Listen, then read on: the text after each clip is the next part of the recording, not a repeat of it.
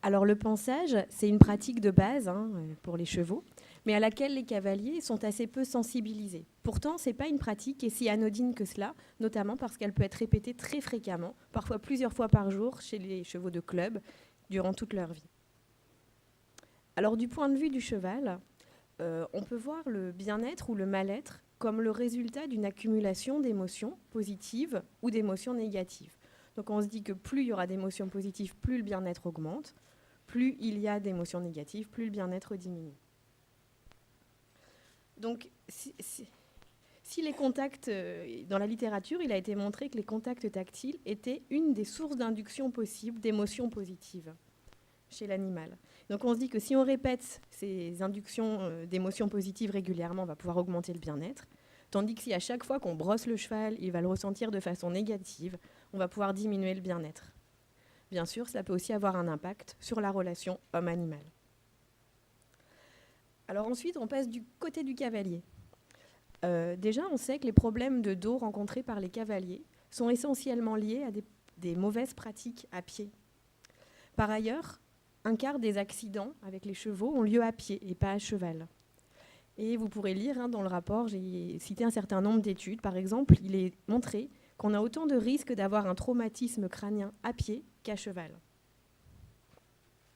Alors les objectifs de cette étude, c'était d'abord de faire un état des lieux des pratiques pour voir si ça pouvait être un sujet d'étudier le pansage. Et donc on a évalué le ressenti émotionnel des chevaux au cours de cette pratique. Est-ce qu'ils le perçoivent plutôt positivement ou plutôt négativement? Puis on a quantifié les situations à risque pour le cavalier en termes d'ergonomie et de sécurité. Ensuite, à partir de là, on a proposé une pratique adaptée, tant pour le cheval que pour le cavalier. Donc 69 couples cavaliers-chevaux ont été filmés pour cette première partie. Ça allait du cavalier tout débutant, l'enfant en poney club, jusqu'au cavalier professionnel. Donc les couples ont été filmés par 2 caméras lors de ces séances.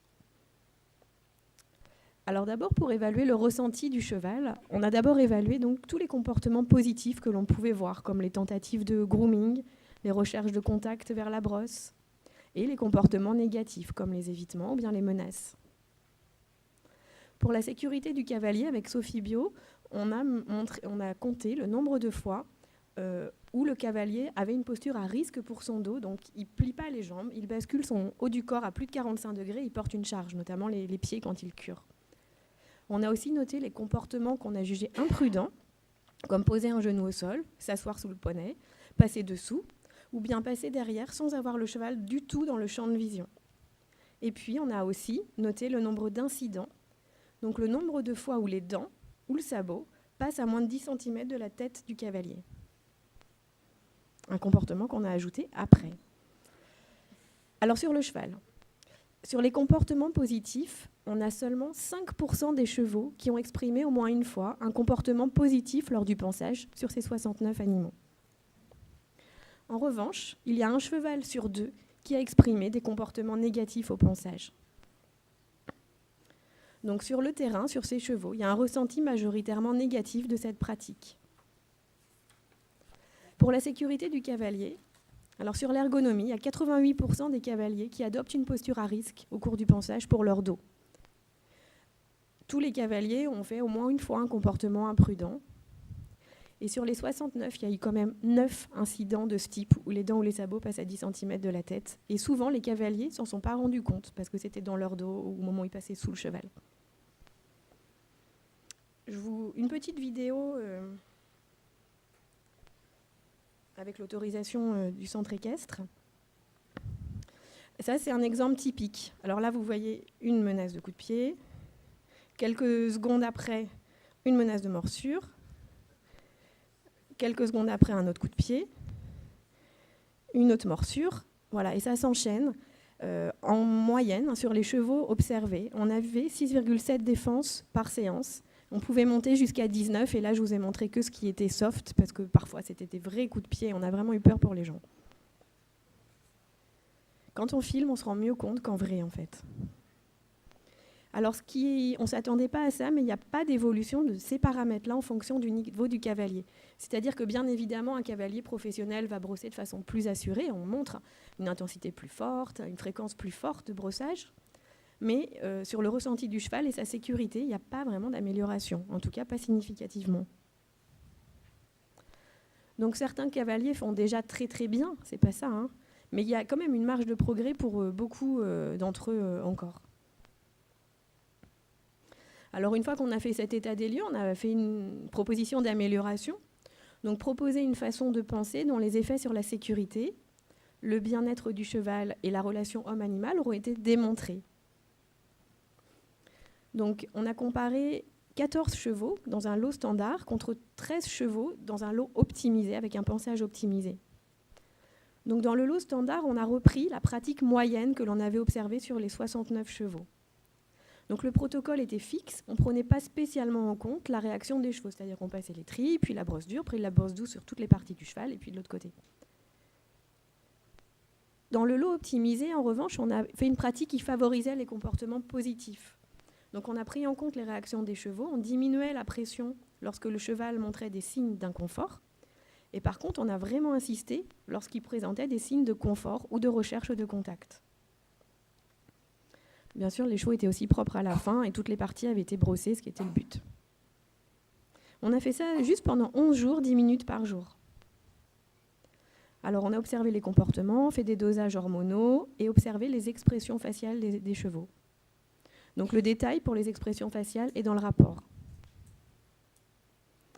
Alors, voilà les résultats des comportements. Donc, on voit en bleu les comportements négatifs avec la médiane et les interquartiles. Et on voit que les comportements ici, ces négatifs sont exclusivement exprimés dans le lot standard et quasiment pas dans le lot optimisé. En revanche, on voit que les comportements positifs, il n'y en a quasiment pas dans le lot standard, mais qui sont très exprimés dans le lot optimisé. Donc conformément aux attentes, c'est ça que l'on voulait obtenir, la pratique standard induit les mêmes types de réactions négatives que sur le terrain, un peu moins fort quand même, on n'a que 3 défenses sur l'ensemble des séances contre 6,9 lors d'une seule séance sur le terrain. Par contre, la pratique optimisée induit de nombreux comportements positifs. Donc c'est bête de le dire, mais c'est bien de le rappeler, les défenses là sont dues plus à la façon de penser qu'à la nature du cheval. C'est bien la faute de la personne qui brosse plus que du cheval quand on voit ça. Ensuite, on a dosé l'ocytocine. Alors l'ocytocine, on appelle ça souvent l'hormone de l'attachement, mais là, selon les dernières études, c'est sur des espèces proches du cheval, on a plutôt une libération d'ocytocine en réponse à un stress pour apaiser l'animal. Donc, par exemple, chez les ovins, on montre une libération d'ocytocine au moment de la prise de sang, mais qui est moins élevée chez des moutons qu'on a caressés régulièrement, qui avaient une bonne relation à l'homme par rapport à des animaux qui avaient une mauvaise relation à l'homme. Donc voilà, l'ocytocine, il faut le voir comme ça dans cette étude.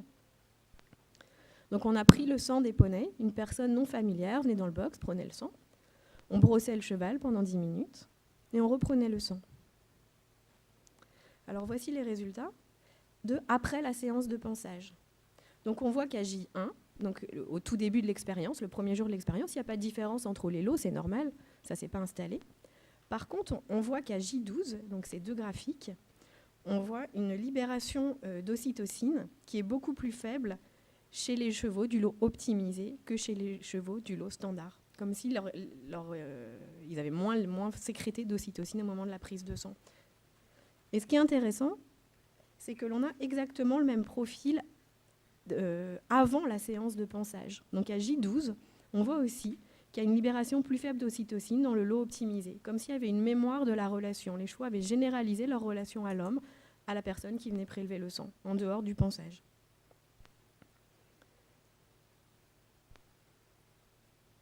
Donc les chevaux pensés de façon optimisée ont une libération d'ocytocine suite à la prise de sang inférieure que ceux du lot standard. Et donc c'est à rapprocher de l'étude sur les ovins. On voit que les chevaux pensés 11 jours de façon optimisée deviennent plus tolérants à des manipulations plus invasives, comme les prises de sang, même quand elles sont effectuées par une personne non familière. Et donc cet impact va au-delà du simple effet au moment du pansage. Il semblerait qu'on ait une meilleure relation à l'homme en général. Pour terminer, ça, ce sont les expressions faciales. Donc dans une ACP, on a introduit les différentes mesures que l'on a prises, des oreilles, des yeux, du nez. Et on voit bien, conformément à ce que beaucoup de professionnels savent, mais qu'on a des mimiques, des expressions très différentes en fonction du lot optimisé qui avait été bien brossé et du lot standard où on a prêté moins attention. Donc le lot optimisé, il se caractérise, il était souvent vu avec la lèvre très avancée, souvent les yeux mi-clos et les oreilles en arrière. Tandis que, voilà, on voit une photo, tandis que le lot standard était plus vu avec les yeux très ouverts, pas de différence d'oreille, et puis une bouche crispée. Et ça, c'est intéressant à regarder. On voit même des petits relevés là, de la commissure, comme ça, très fréquents, qui laissent apparaître les dents dans ce lot-là. Donc ça, c'est un signe qui pourrait être pris en compte. Donc ces signes s'ajoutent au comportement pour évaluer le ressenti émotionnel du cheval. C'est un ajout en plus. Donc en se basant sur ces signaux, on peut adapter le pansage afin de le rendre plus confortable pour le cheval. Donc ce qu'il faut retenir de l'étude, c'est que c'est des éléments chiffrés pour permettre de sensibiliser les cavaliers à l'importance d'une bonne pratique au pansage. Parce que sur le terrain, on a vu que dans de nombreux cas, le pansage était mal vécu par le cheval et potentiellement dangereux pour le cavalier. Donc une pratique adaptée au pansage, simplement, c'est simple ce qu'on fait, c'était très simple, simplement basé sur l'observation et la recherche de comportements positifs pour augmenter la sécurité du cavalier puisqu'il y a moins de défense, améliorer le bien-être du cheval, la relation homme-animal et son ressenti des manipulations ultérieures, on l'a bien vu avec un impact comportemental et surtout physiologique. Donc je vous remercie et je remercie l'équipe de la jumenterie et les écuries qui nous ont ouvert leurs portes.